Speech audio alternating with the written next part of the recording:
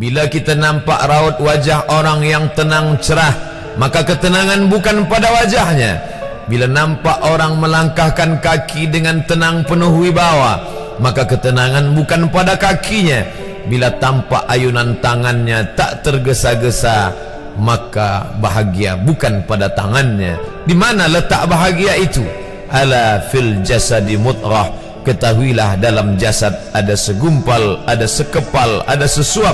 Idza salahat salahal jasadu kulluh. Kalau yang segumpal itu baik, maka yang lain ikut menjadi baik. Wa idza fasadat fasadal jasadu kulluh. Kalau yang segumpal itu rusak, maka dia pun ikut menjadi rusak. Yang segumpal itulah yang mengendalikan mata, telinga, tangan, kaki.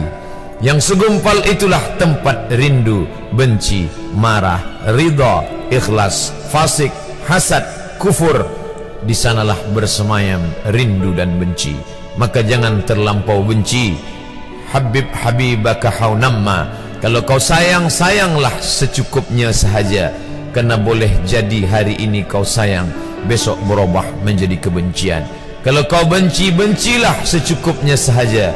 Boleh jadi esok pagi dia menjadi orang yang tersayang. Berapa banyak puan-puan berkata, siapa itu? Itulah orang yang dulu paling aku benci. Tapi hari ini masih ada juga benci, tapi tak banyak. Oleh sebab itu maka dijaga dia. Yauma la yanfa'u malun. Hari itu tak ada guna harta, wala banun, tak ada guna anak, illa man atallah, kecuali orang yang datang menghadap Allah biqalbin salim, dengan hati yang salim. Qab lam ba, qallaba, berbolak-balik. Qallaba, tidak selamanya bahagia. Kadang pagi hati tenang, petang datang dia pun susah. Kadang pagi hati lapang, petang tiba dia pun gundah. Maka apa yang dapat menolong? Ala bizikrillah, ketahuilah dengan banyak menyebut mengingat Allah, tatma'innul qulub, maka hati akan menjadi lapang. Qalbul mu'min baina asabi'ir rahman, hati orang beriman berada di antara jari jemari kuasa Rahman. Kalau dia hendak, dia balikkan yang senang menjadi susah. Kalau dia berkehendak yang susah, dia balik menjadi lapang. Berapa banyak orang yang tampaknya mungkin kita kata dia susah, tapi dia masih boleh tersenyum. Sebaliknya orang yang menurut pandangan zahir kita cukup segala, makan, pakai, tapi tampaknya kesenangan tak pernah singgah. Apa sebab? Kerana hati milik Allah.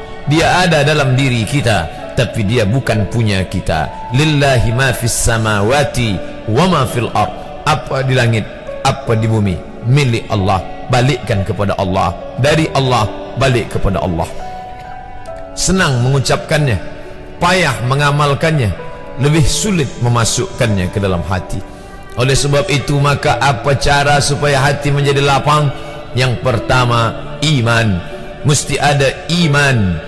Percaya bahawa dia ada walaupun tak tampak oleh mata. Dulu ada seorang filosof, dia berkata bahawa aku percaya dia ada bila boleh tampak oleh mata, disentuh tangan, didengar telinga. Tapi bila tidak dapat ditengok mata, dipandang mata, didengar telinga, disentuh tangan, maka dia tidak ada. Inilah orang-orang yang berfaham wujudiyah.